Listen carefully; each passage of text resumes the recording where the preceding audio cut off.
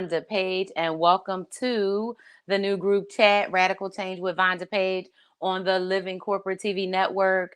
As you hopefully know, but if not, to help you get a little bit familiar, what we do here is we talk about radical change, and specifically in the afternoons, we have been talking about radical disruption and specifically talking about power and what that looks like. And last week, I had the absolute pleasure of having my good friend and colleague, Sana A. Khan, join me, and we started a discussion series all around power and what power looks like when you are talking about Black and brown women and our experience when it comes to corporate America. And what does that experience look like? And so, some of you have heard my story before. I have been in corporate America my entire career, and my first actual job that I ever had, paying job where they took taxes, was a position where I was tasked with implementing a fax machine and then incorporating the fax machine into all of our business processes. So I began my career as a technologist. I began my career as a change leader, and I began my career in business actually helping leaders to optimize their business practices. And so, what happens as you navigate the corporate world over a career of time, right? Whether you're talking about 2 years, 5 years, 10 years, or decades, when you happen to be the only person in the room, right? So whether you are talking about the only woman, being the only Black woman, being the only person of any melanated background, being from the African diaspora, period, whatever that situation is, being the only can be a very, very lonely situation, right?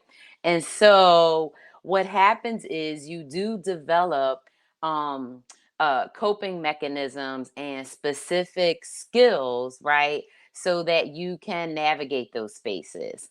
And, the conversation that Sana and I started having last week was really around how you have decisions and choices to make at all of these different junctures. And so, I'm trying to get Sana on now. We're having a little bit of technical difficulties. She's on the East Coast, I'm on the West Coast. It was working fine a little bit ago, but it looks like there is a little bit of a delay on her side, but it looks like she is logging in now. I see the thumbs up. There's my girl. Hey, Sana, how you doing, girl? I'm good. Can you hear me? I can hear you. Sound great. You Sweet. sound clear. You look beautiful. So I was just kicking us off, just kind of, reminding people just, a little tiny bit of what we talked about. But specifically, I was just now saying that, when you find yourself being the only person, right, whether it's on your team, Yep. in your whole organization, your Yep. department, your section, right? Or even on a specific project, that's one element, right, of stress, and one way that you are on the very beginning going to think about how you operate, right, within this construct. So I had told the crowd, I guess a couple of weeks back, but you had this really good way that you said that, in every, and maybe, and I'm gonna paraphrase it my way, but Do your thing. jump in and correct it. But you had this really good way basically of saying that in every situation, right, we're at a game, and the decision is how are you going to play Right. your position at any one given time. So that's what this series is, and that's what we're going to talk about. And we had shared a little last week about how we were going to take that conversation, inward and outward, right? And help people be able to look at it in the context of their own career and decisions that they make. So we just gonna start it from there. Right. So I'm gonna just sip on my tea for a second and say, how you doing? How is the week treating you? We had some, the news is always bad, but hey, you hanging in there? Yes. That's a summary sentence. I would say it's funny because I find that I'm so expressive in real life, and it's like, oh wow, yeah, that's a lot, right? I remember this. I went to this session once, and there were four women, in the professional space, sitting next to each other, and one was a doctor from Nigeria, and she's living in the States. And I said, yeah, my name is Sana. And she said, oh, did you know Sana in Swahili means a lot? And I said, yes, I am a lot. But yeah, I was gonna say that I'm so a lot. But when I was watching the replay of our September 25th session, first sort of intro, level set, I was like, I barely look at the screen. Like I barely look at like actually the camera. Like it doesn't really. And I think that says a lot about how I've been trained or how I self-trained in corporate to do, and just not even in corporate, whether it was grad school, corporate, personal life, that how do I become absolutely amenable so that my voice and my thoughts are coming across. But I learned that the way to do that is to minimize everything else. And so, like whether that's what we are talking about last time, blow drying your hair into gorgeous curls, or but that are soft curls and smooth curls and aren't agitating for anybody else, right? They're like what we call whiteness curls, right?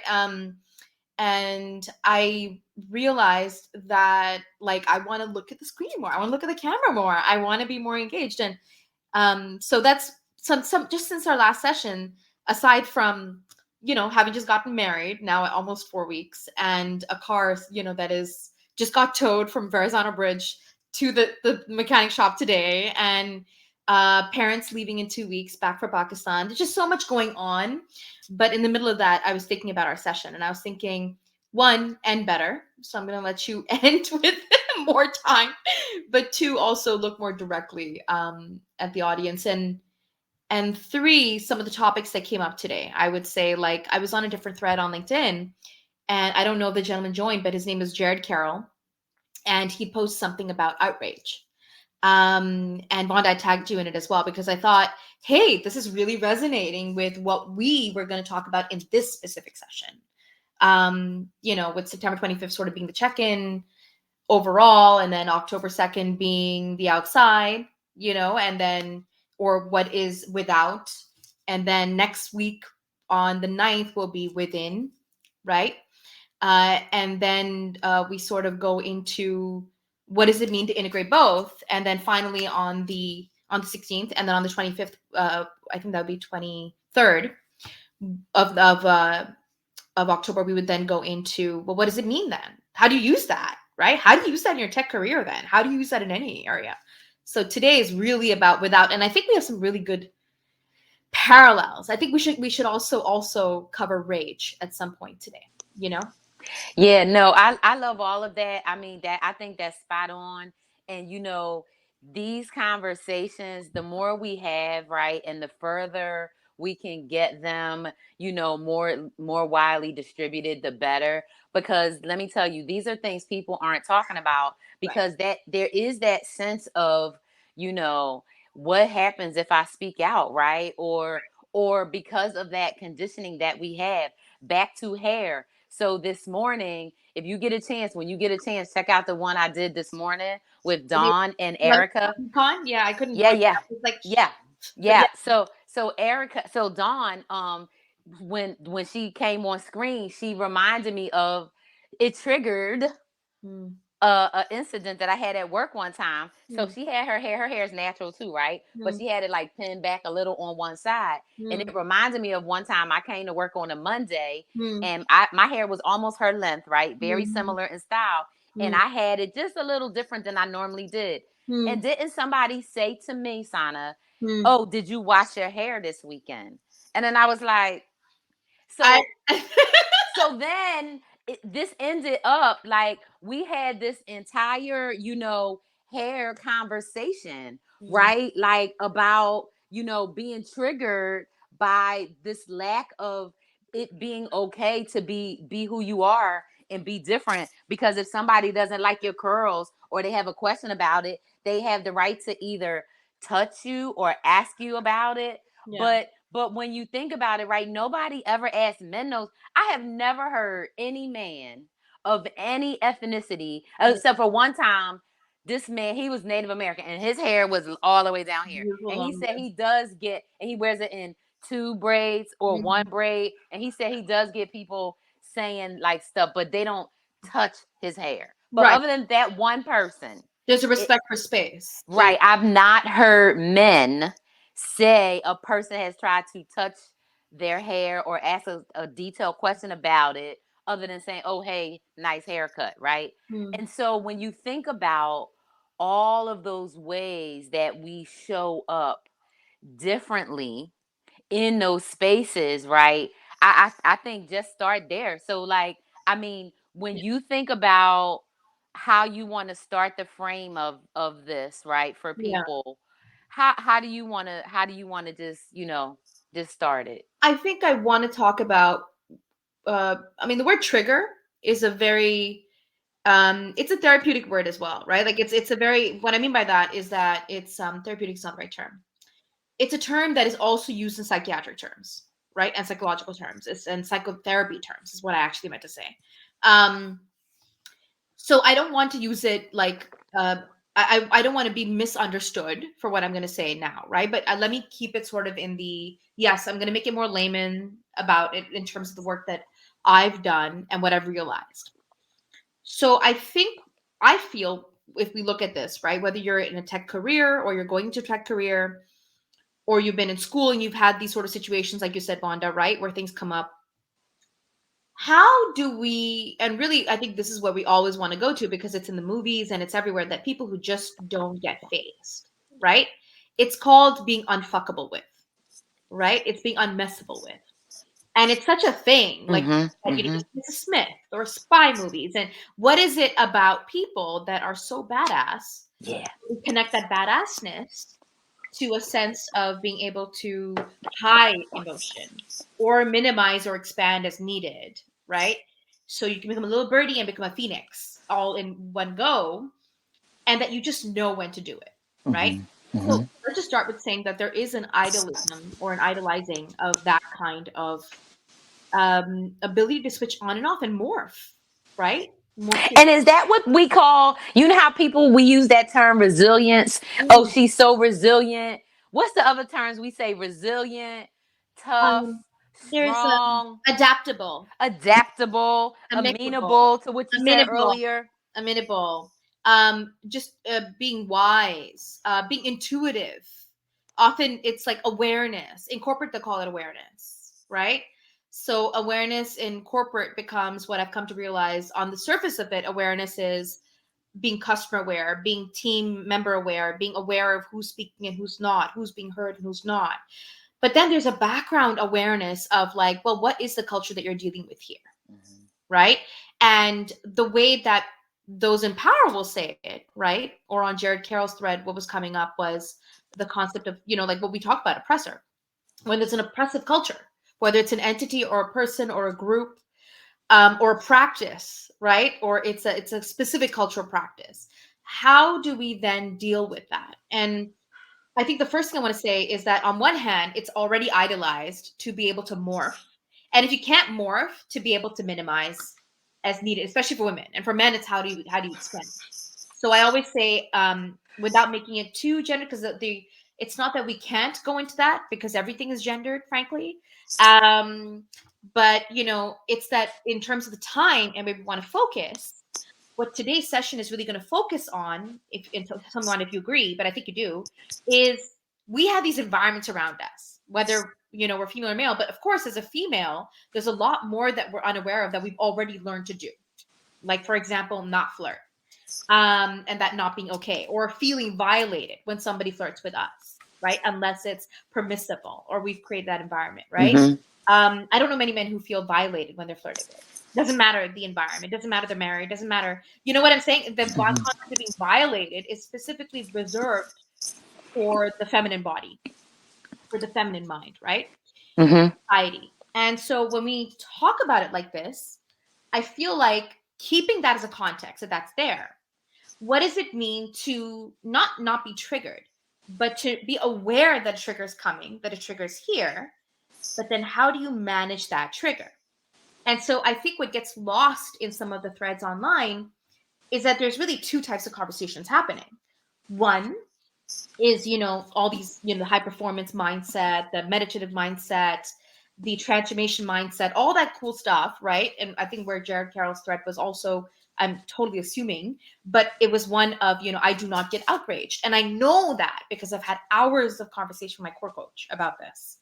And he's based in Costa Rica, and he's, like, it's he's had, Muji as one of his coaches and stuff, right? So he's in that space, and his point is going to be from a purely, even just Eastern philosophy perspective. How do you not get so moved by something that's happening around you? Now, what we're going to create a distinction on, and then I'm going to let you take it the next step, is that there is there's a nuanced level of understanding of not feeling like you're being questioned in your feelings and your experience.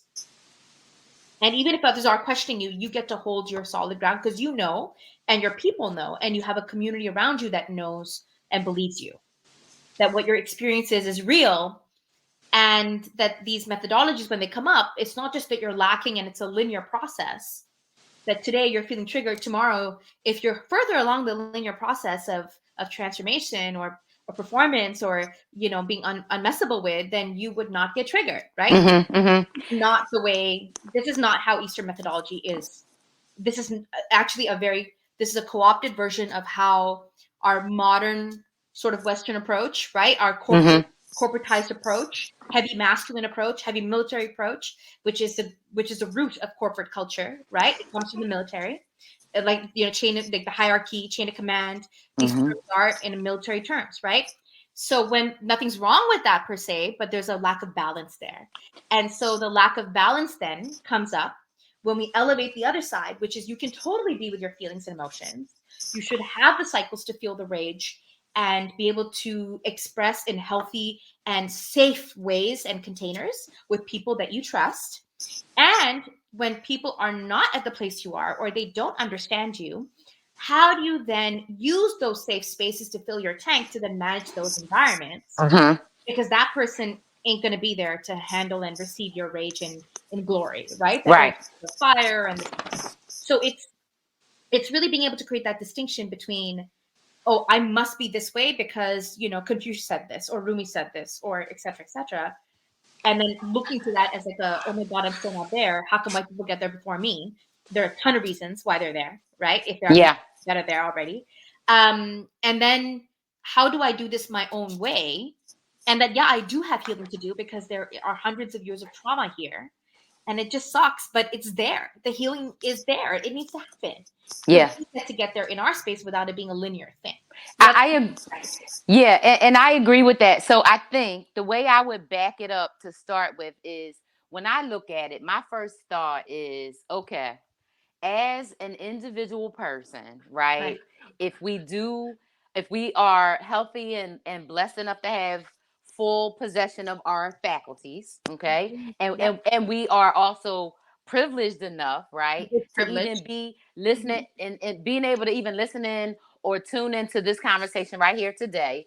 We start with this basis that I see as like where we have to define for ourselves what is important to us Mm-hmm. that makes up who we are. So when I think about me, I think my integrity is very, very important, but also as a black woman living in America and having to navigate life, I know that my physical, financial safety and security and that of my family, specifically my daughter, is always in risk and jeopardy. So every move I'm making, including in corporate, Mm-hmm. including in career, including in communication, including in whatever, is always made with that balance that, American white skinned appearing non-accent having cis hetero person doesn't have those challenges are not even something that's in their radar of concern. Right. So I think that starting it at a point where maybe we can say, all right, you at a very early point, whether it's while you're still an undergrad or before you even decide what kind of career you think you might want, is to start to examine, especially as a woman, Yeah. especially as a black or brown woman, examine what kind of person you want to be in this world. So I used to I don't know if I told you, I used to teach junior achievement economics for fourth I graders didn't know that. for 14 years. Wow, I had no idea about that. I only knew Uh-huh. about your tech career. Yeah, yeah. Yeah, No right. So idea. for 14 years, part time, right? Mm, It was like, little 6 week sessions, but I did them, 3 times a year, 4 times a year for 14 years over and over. I always did fourth grade. Every now and then I did first grade or third grade. But in fourth grade, right? And this is years ago. So now I haven't taught junior achievement now since I moved to Oregon. So since 2014. So it's been 7 years since I stopped, right? But I used to ask the mm, fourth graders, what kind of life do you envision for yourself? And what do you imagine you want to have and be and do? So, for example, you mm, might not know what a doctor's job is 9 to 5. So, you might not be able to tell me you want to be a doctor, mm, but you might be able to say, right. I want to work during the daytime, be happy, do something that's interesting or fulfilling in some way. Mm, And at the end of the day, I want to come home or go to the gym, hang out with friends, family, do a hobby, whatever. yeah. And then maybe I'll do it the next day if I feel like it, or I'll wait a couple days. But I don't want my life to be about this difficult thing, but I do want to be comfortable and have stuff. So I would try to tell 9 and 10 year olds that at this very early age, you can start thinking about the type of life you want. So Right. when it comes to you thinking about your career, when you become collegiate age, right? Or when you first graduate, and even if you don't know the exact company, which I don't think is a strategy, but the exact job you want to have or the exact role, having an idea of what you want that to be like and what you want it to feel like and how you want to operate, right? Right. So we Right. talked before about there are a lot of people, and I'm sure we have done it in the past. I know I've in the past have worked in places that I wasn't happy, but I needed those healthcare benefits. Mm, Or I have friends who needed to help their parents, right? Because they had to become a caretaker, right? Or other friends who maybe, had a split from their partner and had to become the sole breadwinner. So right. you may work in a position or at a place that's not 100% your top first choice, but while you're there, Mm, your other goals are helping you stay there. yeah. So when you think about growing your career Mm, and stepping and belonging and being and feeling like you can be who you are and mm, be respected and valued for your input and your mm, considerations, we mm, should all be able to do that. But it doesn't work like that. And it doesn't work like that for us, mm, right? mm. Now, some of us, we it works out and we can get to a certain point by Yeah. playing the games the right Maneuvering. way. Yep. So start with there. What is Yeah. that mindset to have, right? Once, even before you get Mm, familiar with mm, that particular playing field, because everywhere is different, right?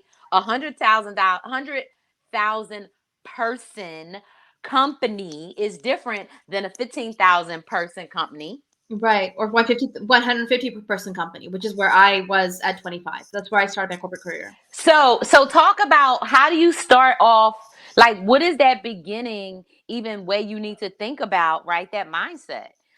To give people Yeah. the level set for a minute. So I think what's interesting about this, because now hindsight 2020 for me, right? I'm in a very different place now. I didn't think I would get here, but yeah, it was like a fantasy. Like, oh my god, I'm gonna be so like, but what would it look like? I couldn't even imagine it actually. It was so like to your point about not knowing what's out there for us, right? Or what is possible like in that journey once you start a certain process. But I was definitely that person that was impacted by everything around me. I still am. I'm someone who has strong emotional, sort of an empathic tendency, I would say, like, to empathize with people and things like that. I used to paint and I still do more rarely though, but speaking, debating, acting, like you name it. I was Miss like, extreme passionate, liked by a lot of people, also not liked quietly by a lot of people. But it was usually a case of like, well, I want to make people happy, and because what I was doing was making me happy, but everybody else was also happy with me. It was great. Where I think this started sort of going off the edge for me a little bit, and I realized, wow, there's a dependence here on people like approving of me, because it really comes down to approval, right? And approval starts early. It starts with our parents or whoever is our caretaker. It starts with crime and punishment, and it starts with doing something good and being rewarded. Carrot and stick, right? So it starts very early in like, oh, if you go near fire, this is going to happen. You as a child still try, and then you find out if you get burned, oh yeah, this is not great. So that process continues on throughout your life, where you go near something, and if you get burned, you're like, oh, not that, right? And I think as we continue learning these lessons, we start putting ourselves further and further into a box. Yes, of course, there's external circumstances that other people might or might not be validating, irrelevant. Why? Because it'll, when we really drop into just the quietness of it, right? Say you're like at a dead end, and I'm going to tell you that story this time of what it meant for me to be at a dead end. And you're like, okay, now what? I can sit here and talk about other people and what has happened. Sure. I've been a victim in certain circumstances. Yes, now, but where do I go from here? And so I think it takes a while to get to that point. That's the first thing. For some people, it'll be by the time they're 12. For others, it'll be by the time they're like 18. And it can happen. Usually, it happens with something that you really care about. That's where it starts. So it'll start at home, right, or your personal relationships. For women, because it's not until recently even, and that's even now. It's depends on the environment. In like truth, if they really welcome you to talk about your personal life, versus when they say authentic self, which is the conversation we had last time, right? um and I think there's still a general idea that you keep that in your personal life in at home, and that's what's proper for women. And so, but that's why women don't ever really, like, I think many women don't get to address this, really get into it deeply from a place of power, like they would with their career and their profession. But if you as a woman or even as a man want to really address these things, and choose how to show up and stuff, that'll happen across every area of life. And where that got triggered for me was that process was when I was in, even as early as high school, and then moving into undergrad. So there's a certain perception of the person that I was. I literally have comments written on my uniform because we wear uniforms in Pakistan. I'm excited to see you become prime minister. That was the reputation I had, right? And I can see that. I could see like easy as day. Yes, I have another friend that she's not a prime minister, but she could damn sure be. And I remember when I met her, oh, maybe almost 10 years ago, I was thinking, like, so you have that, right? And even when we Yeah, talked about names, yeah, right? And origin of names and back to being too much, yep. right? And the bottom line is you're not too much, it's just other people aren't enough. Or and to your point, when it's that even that person's not enough. Otherwise, like even they see themselves as too much. Otherwise, they wouldn't be playing the not enough game, right? The not enough is another game that we play, right? Approval is a game we play, right?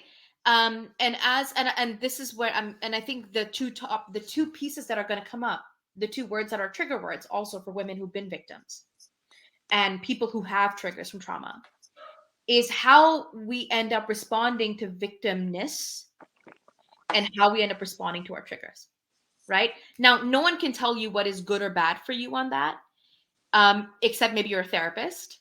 right? Which I advocate everybody should have a therapist, because just like you go to the gym for your body, you go to a cardiologist for your heart, you go to a dietitian for your eating, you go to, a trainer for getting healthy in that. And we don't question any of that. Why do we question going to a therapist? Right. For your mind, for your emotions. Right. Why do we Right. question that?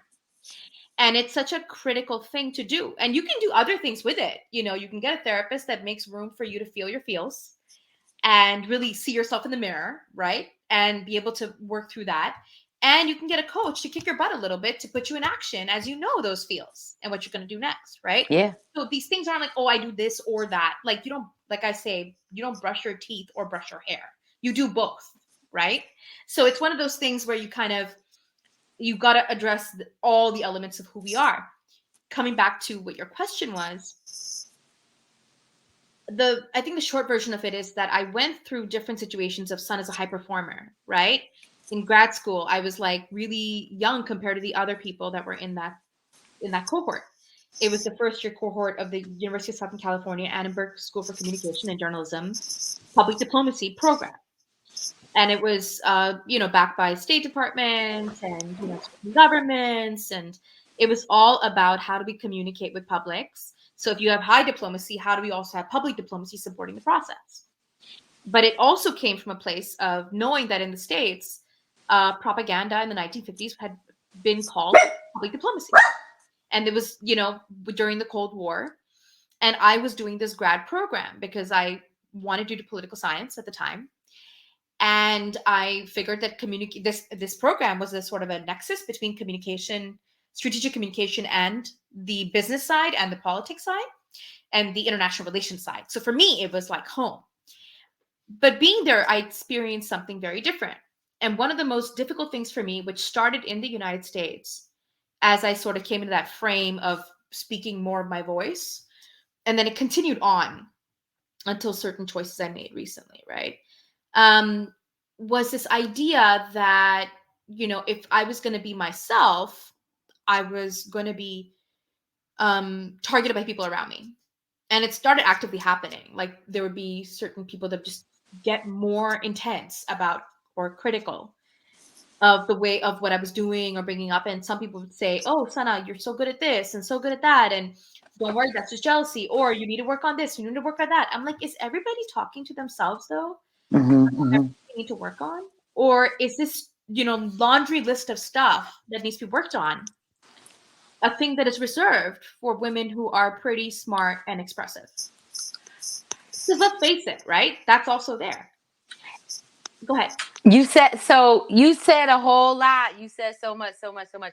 I gotta go back to the approval Let's spice, piece. like spice size it. Yeah. Yeah, we got to go back to the approval piece Yeah. because I think a key question when it comes to approval, because to your point, right, that is stuff that with which we are conditioned Right. from our family. Right. So for people who grow up in the if you do this, then that family, Yep. The or the conditional love. if you don't do this, then that family, Right.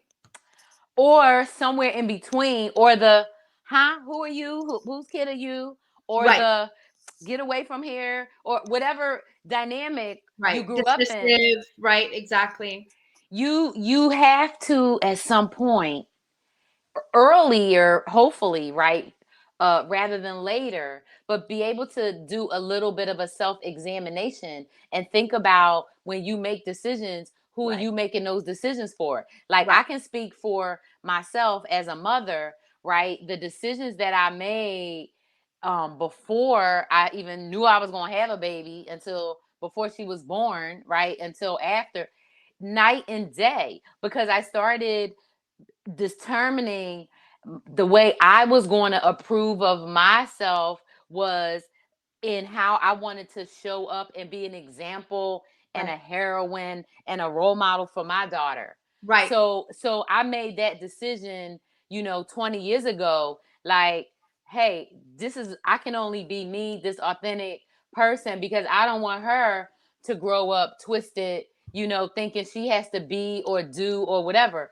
So I think at ground level, at the foundational pieces, is saying to yourself, who do you want to be, and show up. if your ultimate goal in any of the games, whether you talking, a deep tech role, engineering or architects, right? Or Yep. you're talking about trying to get, VC money because you're trying to, do something bigger and you want to play, with the SC contingent of folks out there, whatever you're trying to do, you have to say, well, here's what I'm willing to do and here's what I'm not, right? Yeah. And you have to be okay with it. And you have to say, well, whose approval do I care about? So it's so interesting, when you think about your point around that family dynamic, right? And that family of origin, which helps us to define, whose approval we need. That's something that you almost have to get out of as soon as possible, right? Because if you think about, if you are in your 30s, 40s, 50s, and 60s, and you still looking for approval from people, you're going to, for a while, it would seem, to continue to struggle with this. Yes, I do agree with you, and it will continue Okay. because, um, and at the same time, I mean, I agree with you on every single point you made, and I'm gonna raise a couple of things that I've learned because I mentioned it earlier about linear Yeah. processes. So when people, like when, especially these days, with as much as we got going on, and the mental health crisis that's going on in the world right now, and acceptance that, what, it is what it is. People are leaving their jobs saying "f this," like, I don't have time for this right now. Whatever it is, whether it's right or wrong, whether it's justifiable or not, is irrelevant. The point is, Mm-hmm. I'm just raising the fact that it's happening. Yeah. um, and people are questioning what they're willing to take on at work or not. And I'm hearing this from multiple industries and multiple angles, and combination of managers, individual contributors, directors, partners, etc. So what it really comes down to then is when this is our environment and normalcy is, I would say, thank goodness, finally up in the air. Because normalcy was, basically hiding from a lot of important things that have always been happening. And now we're actually trying to maybe address them. Let's see what, but the point is that we are going to, is your decision and my decision. That's our, Mm-hmm. we've made that choice. So when people aren't making that choice of what they want to take on, what ends up happening is that you might have a fantastic life, living in New York, married, working corporate, etc., but you feel like you're kind of at the mercy, at the power of other people and other events. And things happen and you feel like your life is, shaken up. And it'll just keep happening till you actually, like, in some cases you won't be able to do anything about it. Like, for example, I was walking on the street. I was walking to one of my offices, like, this was in 2000, I don't know, 11 to 13 or something like that, and maybe 12, 13. And I was wearing I was wearing stockings, pantyhose. There's a reason I'm describing what I'm wearing. And I was wearing a skirt that was like right at my knees, and I was wearing like a smart suit jacket with my laptop bag. I like listening to music because it helps me sort of power walk, like a lot of New Yorkers do, a lot of city people do. And in the gap of the music, when one song was finishing, one song was ending, I heard someone say, there were a group of men there at a warehouse on the way on 34th to 33rd Street. And one guy says, "Don't flirt with her, man. She's a terrorist." He literally said, "What are you trying to do flirting with terrorists?" So when you have to hear things like that, mind you, my hair is open, all that stuff, right?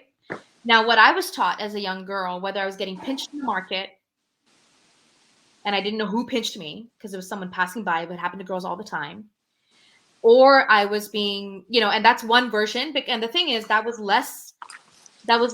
traumatic, but it was less traumatic than this. And the reason for that is because that, whatever society I'm in, when men are, when that pinching is bad, right? Then you're kind of okay with it because it's bad. Everybody's saying it's bad. But when you're in a society or an environment where what is bad and what is not bad is up for grabs and gets justified, then you have a harder time managing the triggers then. Because what that person said, they said, this is right after the Boston bombing. And they were gonna, in their mind, they're in their own story and their own set of triggers. Yeah, whatever they think their triggers are. And they're sitting there. Mind you, I'm also a woman who didn't pay attention to a man who was trying to holler at me. Right? So they have their own male bravado going on between themselves. Am I justifying it? Hell no. I was not okay with this. This was the first time in my life, maybe second time, I looked back at the person. And I just stood there and looked at them. And they cowered a little bit because they knew that in their testosterone, whatever they were trying to do, they did that, but it was not okay. Now I have two choices then. I can either further engage or I can feel like I was seen in who I actually am and how pathetic that was, frankly, right? Mean and pathetic both. And then I can just walk forward and I can now when I'm walking forward, they're already in their own, they're like that card that went by and they're like that card that went by, right? Now you're in your own zone again. And so how is that going to impact your next moment and next moment and next moment? It's not that you'll always get to choose that because there are certain things that you just get to be forgiving towards yourself because we all have, like you said, carrot stick mentality, approval, wanting to be the best. Our parents wanted us to be safe. They didn't want us to be hurt or angry because they're both forms of feeling pain that you hide from yourself, like I said in our last session. So in that training, we're going to create ways to not have to feel angry or sad because then we don't have to feel the pain. Mm-hmm. But feeling pain is important. Feeling pain is everything because till you don't let yourself feel it and let it cycle through your body and then move your body, it hasn't exited. Yeah. There's now exercises that meditation leads will make you do, which is called like the animal shake. When dogs, when you Yep. feed them and kiss them, they get Shake down. it off. Shake it off. Why do they shake like that? Because they're moving the energy out. Yeah. Yeah. So the reason why I bring this up is because I can sit there and be upset. I can make up stories of what I should have said, how I could have reacted, what should have happened. If there's a cop nearby, oh, but a cop wouldn't have done anything anyway. They probably would have laughed.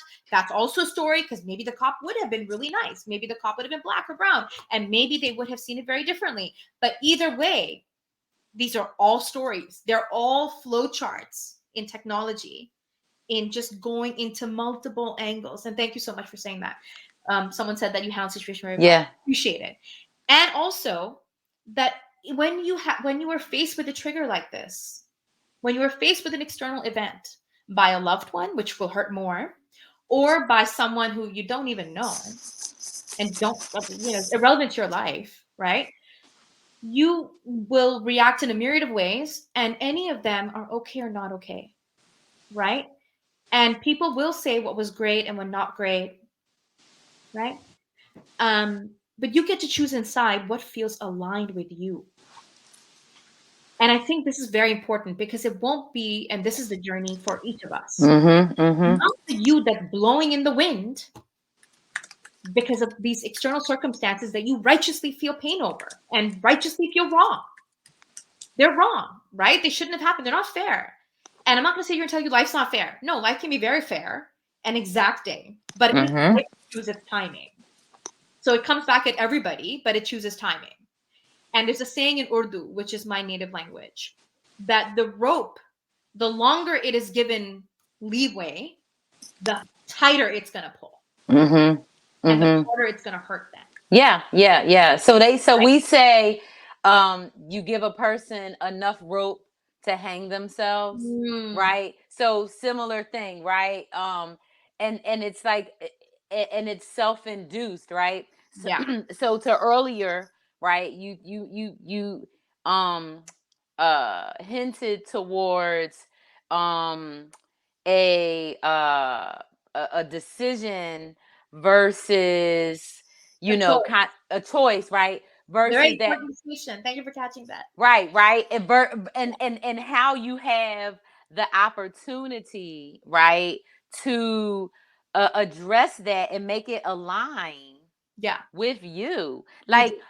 but every message that you're getting, every, I was thinking about what Farzine said when we were talking about propaganda. Mm, Every message we get yeah. is telling us to, if we want anything, any success, any progress, any recognition, any validation, any raise, any more shares, Any any approval. approval, Any enough. because those are all the what do you call them, the trinkets of Yeah. approval, They're the right? taglines. They're tag words that Right. your search engine picks up on. Yeah. Right, to make you say, okay, now I'm legit now because I got this, I got this, I got that. But when that stuff doesn't align with you, you know it and you feel it. And that's when I think you get to a point where you say, something ain't right here, because Mhm. you can't change the system. You can only change your response, your reaction. You can remove yourself, but you can't do anything about it, right? And to your point, Vaughn, sorry, go ahead and finish, babe. Go ahead. Right, so it's nothing that you can't do anything about it, right? Right. And to the point of the environment being such that you have such ignorance in terms of what people know and don't know, to Maureen's exact point, that it's more domestic terrorists here in America who were born here, who have white skin, who when they walk down the street are white appearing people. We That's facts. Like, that is proof. Like, we know that. So it's so crazy, right? And Like, this, it's bananas but that we always other, yeah. and it's not us, because brown and black people, I don't think we do it to each other. When we talk like other people from, like, because stuff like that boils me. Like, I can't But stand I'll it. tell you, it happens. So among and without, I'm just going to take this as a quick sidebar. Yeah. It's like how last time we are talking about being enough or not, and that, like, when you say, "Oh, you're too much," no, I'm not too much. You're not enough.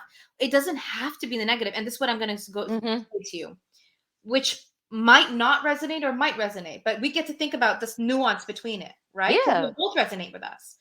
Um, there's the knowing of what has happened, and somebody says, "Oh, it wasn't a big deal," right? There's people can be like, "Oh, it wasn't a big deal. They're just hollering at you." Or, I mean, just, they'll like brush it off to try to make me feel better, which people do all the time with people who are, for example, clinically depressed or going through things, right? Those, and especially with Black women, like when you went to the hospital and you have that experience, they'll try to minimize that shit. And it's because they're trying to just not feel the pain of what that experience would be like for them, because it's so natural for humans to imagine themselves in that situation. So before you even know it, they're already reacting to that, but Mm-hmm. they're minimizing it to not feel the pain, or dismissing, or justifying, or getting angry, or getting defensive, or doing what about this or that. So this, and we saw this happen a lot in the last president's 4 years, right? It was in like total display, but it's always Mm-hmm. been there. It's Mm-hmm. always been there. So when people come up with everything that they come up with and we break it all down, it really comes to, I want to talk about for a second what it means to find yourself. So there's this idea that, like, when we work in corporate, that we now say, hey, put yourself first. The yourself we're talking about, that, yes, there is family and there's immediate needs and there's taking care of yourself and your family. But I see plenty of people who play tons of games in politics and, that discriminate, retaliate, all that stuff, right? That are looking after their family. So it's not about the you that is doing it for out of fear that, oh, my kids will run out of money because money's going to spread to Black people, or it's going to get equalized because that equilibrium was thrown out of balance 600 years ago. Yeah, like they know it's coming back. I'm not talking about that you, the one that's motivated by fear, right? Or the you when you're at work and you're like fear motivated. Oh, you know what? The pie is this small. There's only space for 2 women on this team. Those white guys aren't going to get kicked out, or those Indian men are going to get kicked out. So it's me as this light skinned brown woman, or her as this dark skinned brown woman, or this other Black woman, or this other Black man. And so, I need to be the most docile and well behaved of the people of color on this team, or the most obedient and the most within frame of what it means to be assertive and go getter without being aggressive as a woman, right? So when we start playing that you, that's the egoic you. That's the you. Mm-hmm. I don't know what else terms to use for it, but that's the version of you that is that is attached to certain identities and is living into those identities that have been created by other people. Sana as a smiling little baby who always, would respond with the kiss, or Sana as the actress, or Sana as the loves to dress up or go to the club or blah blah, or loves her shisha, and all these identities, is amazing at painting, could become a prime minister, doesn't know how to be a housewife. It could be any of those things, or is an amazing housewife. Those identity attachments are what keep us behaving a certain way, Mm-hmm. not seeing what we actually really want. Mm-hmm. What we actually really want feels scary and idealistic. It feels like, oh, that person's just living in an ivory tower, and of course they're going to fail. That's not real. And you'll see that this pattern of going for your potential versus playing safe actually relates really well to the economic global markets. Mm-hmm. This Mm-hmm. boom, the parents that experience the boom raise their kids to go for potential. Mm-hmm. When there is a recession and parents are raised in recession, like a lot of the baby boomers that were like 1929, brought up by their parents, Mm-hmm. of barely having a job and like getting by, they're raised differently. Keep quiet. Hear no evil, see no evil. Keep working. Don't disturb the balance. Mm-hmm. So the way, whichever way you are, at any moment you get to choose, and it's like that doesn't mean that the weight of what's happening around you is less. No, you still process that with people who are in your community. So Vonda, Francine, like Sabah, Farzine, like there's a bunch of people that I know now, Sarah, like that I feel like, yeah, I resonate with these people. They see me, I see them. Mm-hmm. And then once you're seen, especially by yourself, because that's the real work, to see yourself, to look in the mirror and say, I fucking love you. Dude, look at what you've been through. Holy shit, you're still here? Happy birthday every single day. Every day. Yeah. And that you still have light in your face and you're killing it. You're loving people, you're doing this, you're doing that, you're weathering through stuff. And what do you want to do with all this power? You, Yeah. you want to do with all this beauty. And it's Right. really hard to stay here all the time. It's It is. but this is the work. This is the work when we talk about meditation and this and that. This is that work that those people are doing. That's why they look so freaking serious. It's Mm-hmm. because they're processing through their mind and through their body and through their emotions. Mm-hmm. Oh, this is a line. This is not a line. This is a line. This is not aligned. This is a line every single second. What they eat, what they drink, how they move, how they react, how they process, when they smile. This is extremely important. And so this is what will keep you, to your point, Vonda, right? And now I feel like I've said Yeah. Yeah. this No, is that what was keeps you aligned to your career, even because it. you'll. It does. It does. And it's so many things. And I think, one of the key pieces, right, is really you said about like that light, right? And it goes back to the approval piece. So let me tell you, I don't know if I showed you this plaque I have up here. Did I tell you about this plaque, this certificate? So when I was getting ready to, so I told you I love coaches, and I Yeah. feel like I have a big giant board of advisors, I feel like right? Right, and you're on it, you're right? Like like I a have a mentor big coach. board, You have like others. right, and so one of my coaches, uh she we had our when we had our first meeting, and I met her on Black Speakers Network. She did a presentation, blah blah blah. But when we had our one-on-one session, and she was asking me some questions, I was telling her my thing, blah blah blah, and she said that she got a vision of me. She said when she talks and sees me, she said, I'm looking at you. She said, you are that that meme of a kitty cat, I mean a lion, a kitty cat looking into the mirror and seeing a lion, right?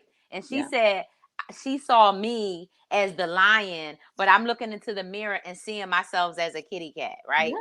And Yeah. so I think we're all doing that, Yeah. because if we got to where we got, right?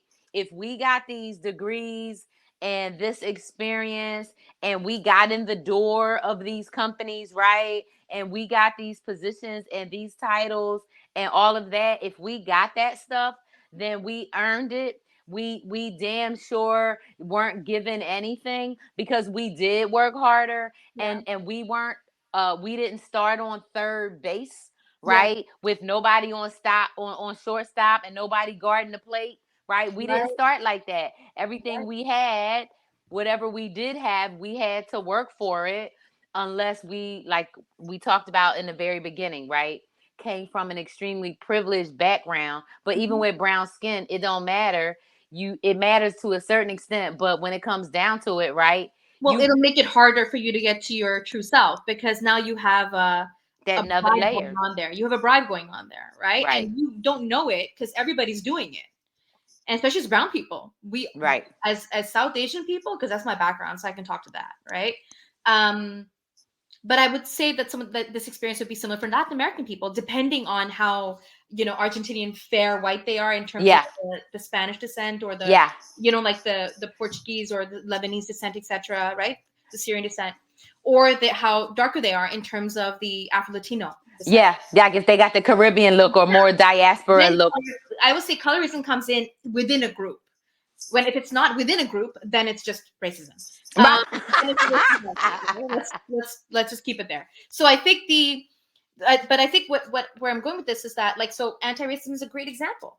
So I chose, hey, there's a lot of racism out there.